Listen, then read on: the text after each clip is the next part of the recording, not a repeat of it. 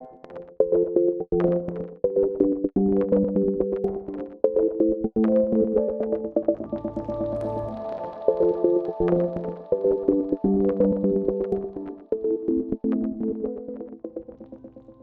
the history and the heritage of H. Moser starts in 1828. Heinrich Moser, who's born here in Neuhausen am Rheinfall, decided to go to St. Petersburg and set up his own company. He was extremely successful, producing watches in Switzerland, in Le Locle, but selling all over the world. He had in Russia, he was really well known in Russia, so he had 4 boutiques eventually in Russia. And then in 2012, together with my family, we took over the brand. The most iconic model for Moser is our Perpetual calendar. What's important in a watch? You want to know the time and you want to know the date. The rest is just things that you don't really actually need. You need the moon, do you need a chronograph, do you need all those other things? Not really. And at the same time, it's extremely understated. You have just a small arrow in the center to indicate the months. The leap year is indicated at the back. This is the Moser philosophy. Understated, you want a watch that looks like a 3-hand watch, but it's not just a 3-hand watch, and that's the Perpetual calendar. The first step of creating a new watch is the 3D modeling on the computer. It can take up to 4 years before we start the production of this movement. On these milling machines we produce bridges and bottom plates for our movements.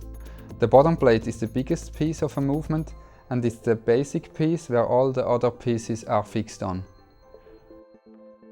We also produce the pieces of the escapement in-house on these turning machines and via electro-discharge machine.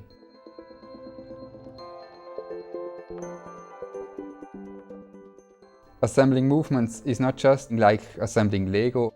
There are a lot of points to control and adjust.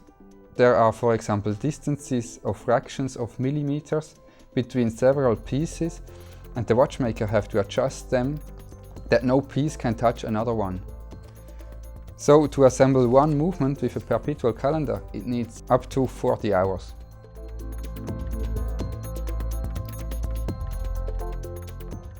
The most difficult part to adjust is the escapement. Even the most precise machine works with little tolerances, and in relation to the size of movement parts, these tolerances are big. So if we talk about deviations, we usually talk about micrometers. And that's why Jonas has to move the palette by hand, check its function by his eyes, and evaluate how he has to correct the position of the jewels at the palette. This can be, for example, just 5 micrometers. Now he's assembling the balance, also produced in-house, including the hairspring.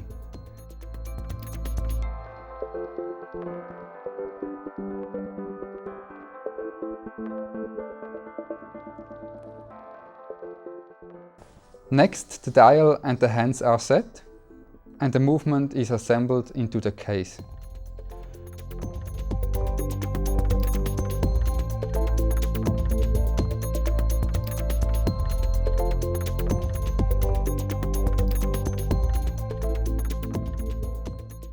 Finally, the watch goes through the quality control process. Each watch is examined by 2 watchmakers before we send it to the customer.